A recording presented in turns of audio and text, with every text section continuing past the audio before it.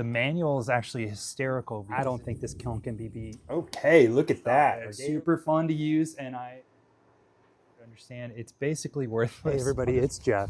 We have a new box from VEVOR, and I'm very excited about this. VEVOR listened. They read your comments, they watched the video, they listened to our concerns, and they sent me the programmable version of their mini kiln that I reviewed last time. Now this kiln is advertised to be programmable, which means that you no longer have to babysit it.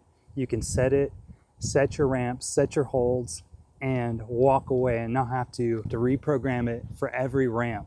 So this could be a real big time saver. The price of this kiln is $397, which is about $97 more expensive than the non-programmable one. But I noticed they do have it on sale right now, and so you can get a little discount. Of course, I got a discount code in the description below. So let's see if the extra 90-some dollars is worth it.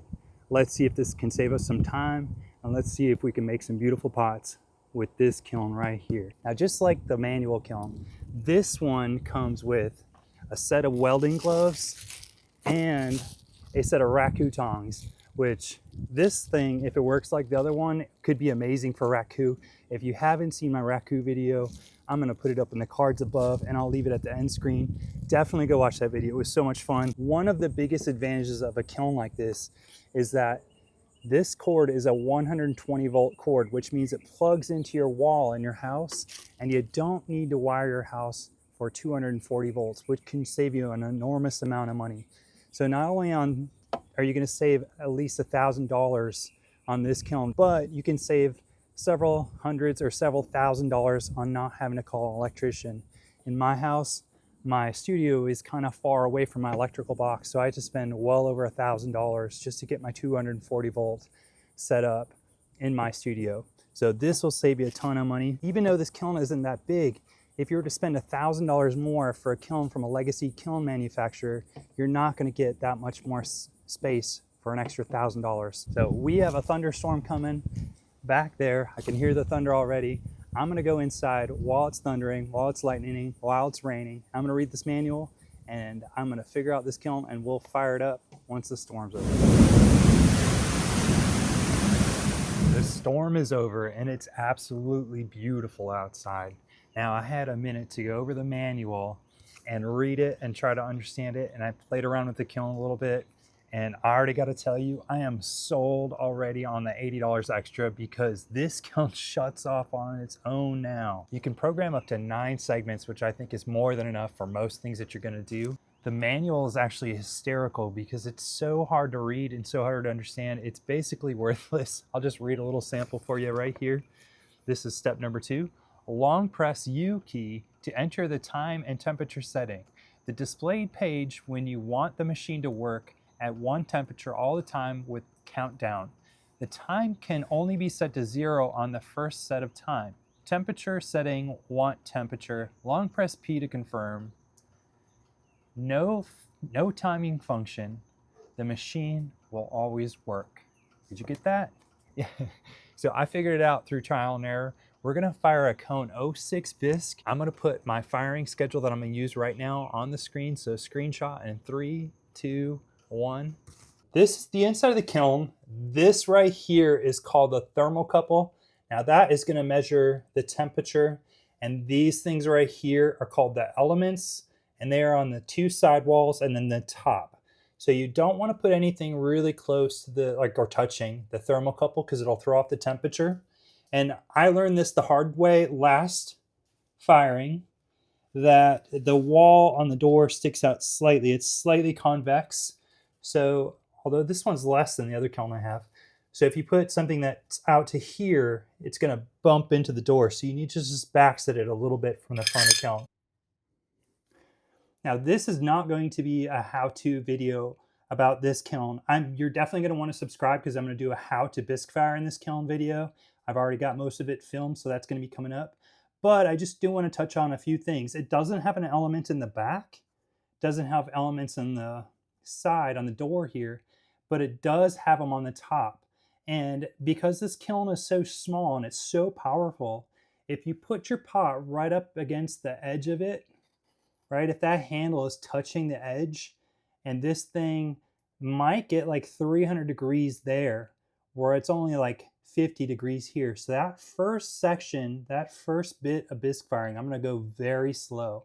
And same thing, if your pot comes right up to the top, you're gonna wanna go very slow with it. So I'm just gonna place this very carefully so that handle isn't too near one of the elements so I don't blow it up. That looks pretty good. This is a cone 04. We'll be able to see if it fires well. I have not fired this to 04 yet, so I don't know the exact temperature it's gonna fire off to. So again, you're gonna wanna subscribe. I'm gonna make a full video on different cones and what temperature it actually says on the screen. Here's our control panel. And let me just go through how to do the basic functions on this. To get into the programming mode, you're gonna long press the U button, and then you're gonna see it starts blinking. The number 1 is the segment it's in. You can program up to 9 segments. The blinking number at the top here is how many minutes it's gonna hold this target temperature, which is the lower temperature for. Whatever is blinking, that's the one you can change, and you can change it by using the up and down arrows. And then when you wanna go down one, you short press the U button, and that will blink now, and you can change this up or down. And then to go to the next segment, you press the P button. And you can cycle through these again. Short pressing the U goes down there. P will go on the next segment. You can see the segments I have programmed in here. Again, I haven't fired this to 04 yet, so I don't know if these are all correct yet. On this long end, you can see my segment 9, I have it to 990. My suspicion it's going to be less than 990, but I have the cone in there, and I'm going to watch the cone to see where it bends. Again, you're going to want to subscribe because I'm going to make a video on this, because the last kiln I tried from VEVOR was 120 degrees off. So it's something that you really need to do some experimenting, and I'm going to do some experimenting for you. So once you're ready to fire this, you're going to long press the P, and then you'll start to see this equals button up there, and that's saying that it's firing.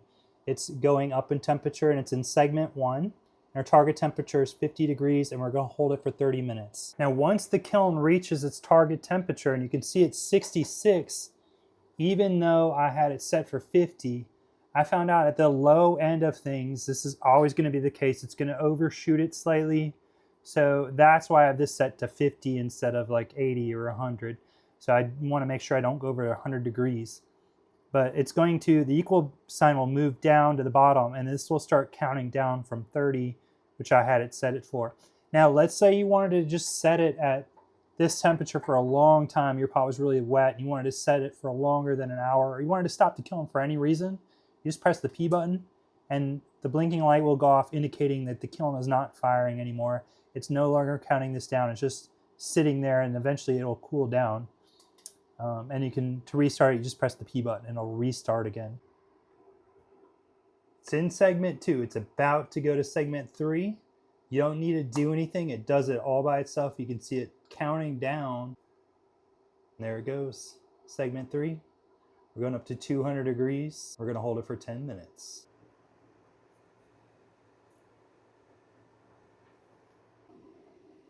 All right, we're looking good here. You can see that it's slightly, ever so slightly overfired. That cone tip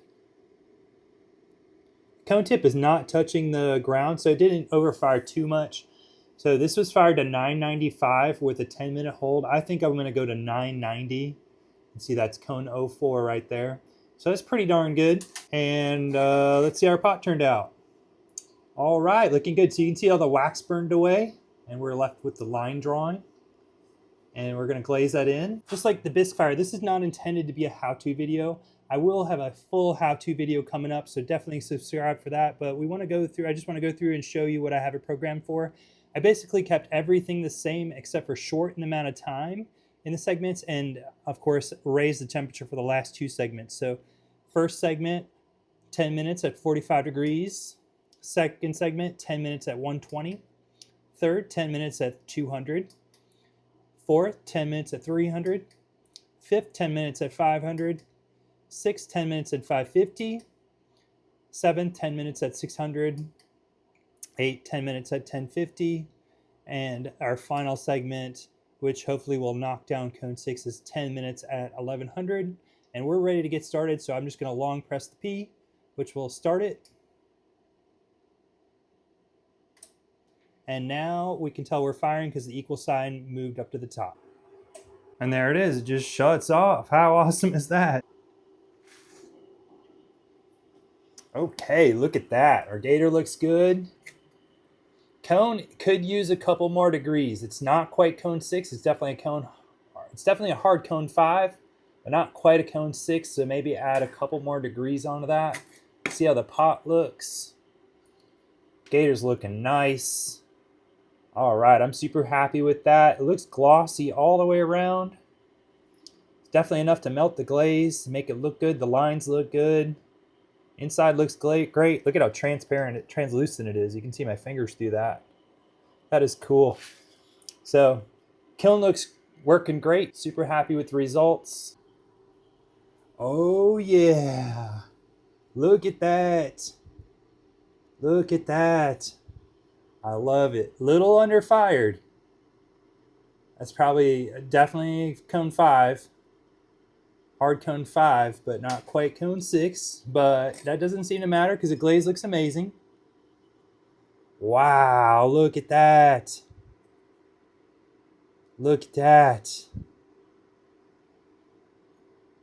Let's take it outside and take... Okay, it is final thoughts time on these VEVOR kilns, especially the one I'm reviewing today, which is the automatic version. And I don't think you can talk about the automatic version without comparing it to the manual version. So we're going to do that real quick. My little disclaimer here, VEVOR did send me this kiln. I did not have to pay for it, but they are offering me zero compensation. They're not requiring me to say anything. And all of my opinions and input about these kilns are my own thoughts and were not influenced by them at all. Now, having said that, just got a few pros and cons. I have fired this kiln about 10, 15 times now, and I fired this one a lot more than that. And I got tons of cones down here. I've been firing it nonstop. It's super fun to use, and I absolutely love it. And I just want to say, first of all, if you're thinking about one of these and you can afford $90 extra, this automatic kiln is 1,000% worth the $90 upgrade. It is so much better than the manual kiln because you don't have to shut it off, and it shuts off on its own, and you can just program it, and you can keep your program as you don't have to go up to the kiln and reprogram it for every segment. So it's a huge advantage for that $90. Totally worth it. There's just no question about it. It's worth the extra $100 or $90 or whatever it is. It's about $90 depending on what deal you get on it. To upgrade, 100% worth it. So pros of this one, it's fun. I've had so much fun with both of these kilns. I'm just trying things out, doing the raku, all these things I would normally not do because it's so little risking one pot and a cheap kiln. Let's be honest, if you mess up the kiln, it's $300 or this one's $400. Not a big deal, right? So it's just tons of fun. I totally feel like a kid, and I've had so much fun playing with these kilns. I wouldn't review them. I would have just made my one video and moved on if I wasn't having so much fun. I'm genuinely having a blast firing in these kilns. And I'm not ashamed to say that. And it's been a really good time. Quick turnaround. I fired this kiln 2 times in one day high fire. I fired it in the morning. My pot cooled down. I unloaded it, glazed. I took the information that I learned from that pot, glazed another one, fired the kiln again, unloaded it the next morning. You can fire this thing 2 times in one day. How awesome is that? I got my notes on the clay box. We're professional around here. We got clay boxes for notes. No iPads or teleprompters. We got clay boxes. The price, it's $400. Okay, the cheapest upgrade from here for a legacy manufacturer kiln, like your Scuts and all those, you know all the names. The cheapest one I could find in this size using the 120 was $1,400. So this one's $1,000 cheaper. Again, if you buy a pottery wheel with it, a $100 pottery wheel, I think they're on sale for $87 now. That's $487 for a pottery wheel and a kiln. And so you're saving about $1,000. That's incredible to me. The feedback loop. I'm huge on something I call the feedback loop. So the feedback loop is I did something, I experimented, I get feedback, and then I input those things that I learned. This thing tightens that feedback loop so much, which is so important to the artistic process, to learning, and to growing as a person and as a potter. This thing tightens that feedback loop so much. I think you saw that. If you didn't watch the Frozen Pond, go back and watch that. You can see the feedback loop happening in my head. I tried one thing out, didn't work. Tried another thing out, didn't work. Tried this thing out, worked better. And then took that feedback and made it really good in just like 4 firings. So that feedback loop is incredible on this kiln. I love that. And I've been doing pottery my whole life, like my whole life. And I can say this thing is going to get used in my studio a lot, because to, my big kiln, I can't like always just risk firing, 100 pieces to learn one thing, where this is just no big deal, one thing, right? So it tightens that feedback loop. Okay, it saves your program, right? You program all this stuff in here. It takes a couple minutes to program it, but it saves it there. So the next time you want to fire it, boop, just hit the start button and you're good to go and you're firing. It shuts off on its own. This manual kiln does not shut off on its own. You have to sit there. Okay, if you're going to hold it for 10 minutes, you have to wait 10 minutes. I'm like on my, set a timer for 10 minutes type of thing on my watch. And this one does not shut off. This one, it shuts off. It's awesome. This is a low risk, right? We already talked about this, but you can try new things out, not have to worry about it. And if you watch my Raku video, if you haven't watched that, definitely go back and watch it. It was so much fun. But with this one, I bumped into the kiln, I knocked things into it, and I just kind of like played rough with it, and it's $300. So if I reckon it's taken all the beating, which is pretty incredible. But if it didn't, it was $300. Wouldn't be a big deal. If you had one of these $1,400 kilns and you were doing that with it, and you messed it up, you bumped in the door, you wrecked a brick, well, that's a big financial commitment then. But this one, low financial commitment. I love that. Okay, the cons of it. You're gonna outgrow it. Okay, it's tiny, right? You can only fit 1, maybe 2 pots in there at a time. 4 if they're smaller. You could build a shelf for that, and I still want to do that. I love making these little bottles up here. The little flowers and stuff. I think I'd probably get 4 of these with the flowers in the kiln, but it's small. You're gonna outgrow it. You can't make a platter. You can't make a bowl, right? You can make a small bowl, but not a cereal bowl. It won't fit in here. You're gonna outgrow it.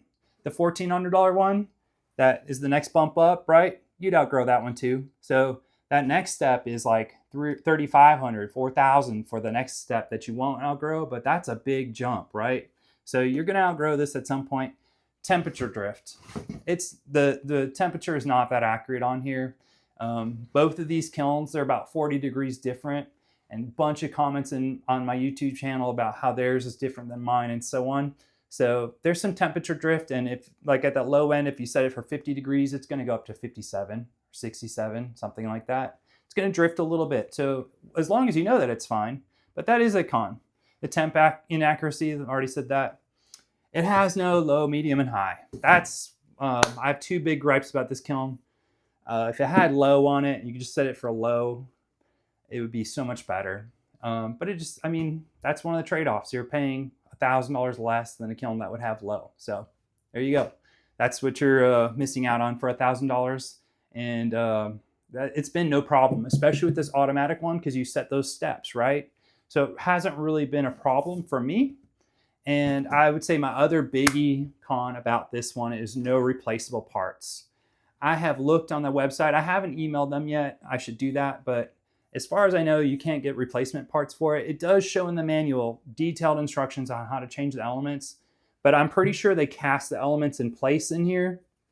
Can't open it right now, but I'm pretty sure they cast the elements in place in here, and you have to replace this whole inner part. And I couldn't find them on the website. So I'm not sure if they're available or not. But so my kiln, it's right over there.